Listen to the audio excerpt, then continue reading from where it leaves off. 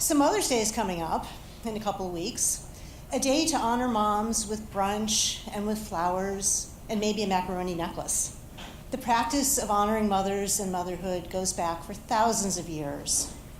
But today, with advertising and social media, the in-your-facedness of Mother's Day has been ratcheted up to the point where it can be a painful ordeal for women who aren't mothers, who can't be mothers, who've lost children to death or estrangement, or whose mothers weren't nurturing. And I happen to fall into two of those categories. I'm childless by medical circumstance, and I had a mother who was emotionally abusive. Emotional abuse is, of course, it's more covert than physical abuse. It's like a poison that's administered in small doses over a long period of time. My mom took great care in public to act very loving and supporting of me, but in private, she belittled me and shamed me for expressing emotions and opinions that she wasn't having, because she saw me as merely an extension of herself, not as a person in my own right. So honoring her and making her look good trumped anything that I might think or feel. To my mom, every day was Mother's Day. Now, while my emotional needs were neglected, thankfully, my medical needs weren't.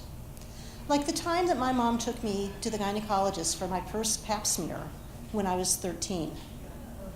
Now, that's early, I know.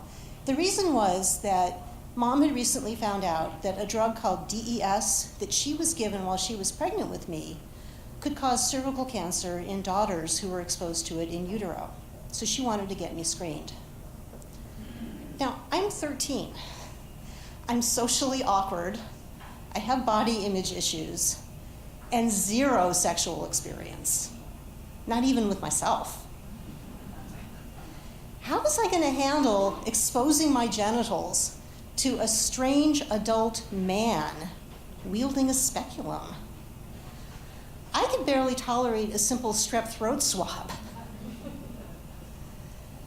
I have since repressed the gory details of the exam, but the upshot is that it was so physically painful for me that the gynecologist ended up admitting me to the hospital so he could perform the exam while I was under anesthesia. That prolonged the ordeal. But thankfully, I tested negative for the cancer they were looking for, and my private parts once again became my own private business. But because the universe has a sense of humor, my mom's best friend Joan started dating my gynecologist right around the same time. And my mother invited them both over to our house for family dinner about a week after my exam. My parents were both very good about talking to me and my brothers openly and frankly about sex and our bodies, ourselves. But that was all very hypothetical. It was very real for me to find myself sitting at the dining table next to the man who everyone else knew had recently deflowered me with the speculum. My mom was in full-on jovial hostess mode, laughing it up with her bestie Joan and with Joan's boyfriend, Dr. Tom. She expected me to be a good little toady and laugh right along with them. But on this particular night, I just couldn't even. My throat was clenched tight with embarrassment and I couldn't eat. I didn't dare look anywhere except down at my plate. I hoped that my mom would realize why I was so uncomfortable and cut me some slack and leave me alone. But instead, she was all, challenge accepted. Hey, Sandra, look, does this remind you of anything? I looked up to see my mother waving metal salad tongs inches from my face, clacking them up and down like a sadistic puppeteer. Everyone else at the table thought this was hilarious, even Dr. Tom. But my cheeks were burning so hot, they could have melted those tongs, and I had to bite my lower lip hard to keep from crying. My mom kept on laughing, but I could tell by the way she narrowed her eyes at me that an apology was going to be in order, and it wouldn't be from her. And of course, after dinner, she laid into me. I am so disappointed in you. You made Joan and Dr. Tom very uncomfortable with your childish pouting. So what if he saw you naked? That was a week ago. You should be over it by now. Why do you have to make everything all about you? Mom had just given me another dose of poison, and I had no choice but to swallow it. Another way that I disappointed my mother was by not giving her grandchildren. I was on the pill until I was in my early 30s and felt that I could probably handle motherhood if it happened to happen to me. I wasn't in a full-on quest to become a mom, so I wasn't thinking about adopting or anything. I merely stopped trying to avoid getting pregnant. And in the end, that magic just never happened for me. Ironically, DES-related fertility issues might have been at fault.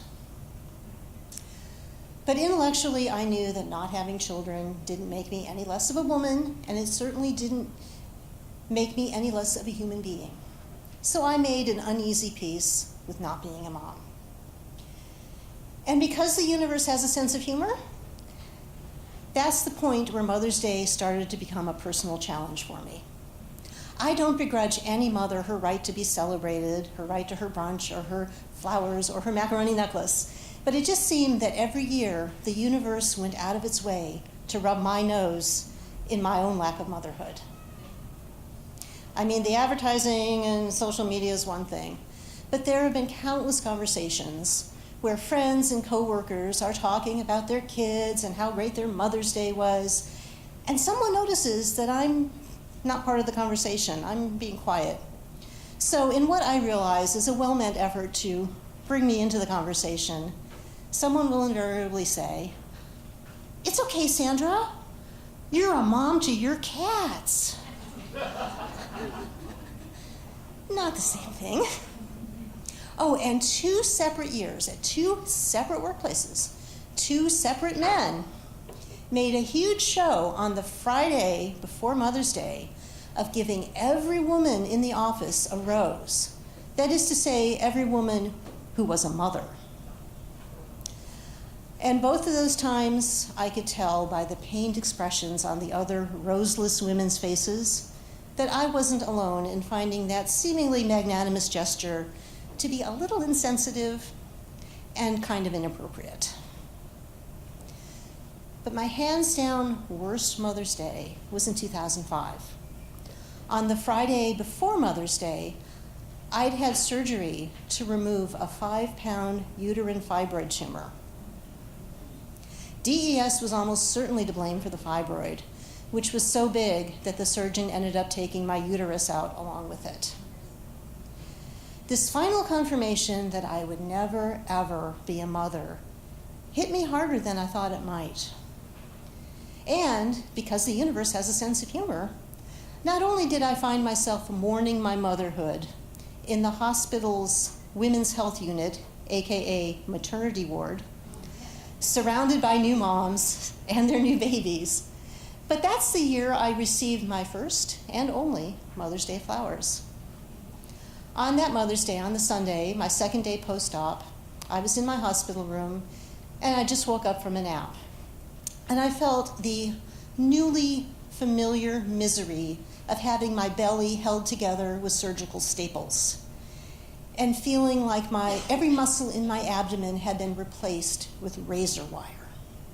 It hurt to breathe. But there was a new misery this time. My eyes were itchy and watery, my nose was runny, and my throat was tight and scratchy. I had morphine on demand, but what I really wanted was a Benadryl. A nurse walked into my room and said, "Oh, you're awake. Look what came while you were asleep." And she gestured toward a big-ass arrangement of cut flowers right there on the bedside table. "They're from your mother. Wasn't that thoughtful?" Yeah, she must have forgotten that I'm allergic. Can you do me a favor and get them out of here? I'm afraid that if I sneeze, my staples are going to pop open.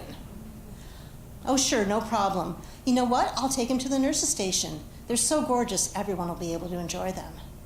It's a shame your mom forgot about your allergy, though. Only, Mom hadn't forgotten.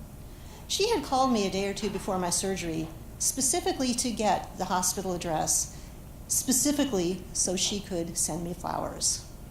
And I very specifically asked her not to, and I reminded her that I was allergic. And I suggested that maybe balloons or a stuffed animal would be more appropriate. Her sending flowers anyway wasn't an oversight. It was a punishment. It was a punishment for me for daring to suggest that she do something other than what she wanted. It was a punishment for me for giving birth to a fibroid tumor instead of her grandchild. And it certainly was a punishment for not making her the focus of my attention on that particular Mother's Day.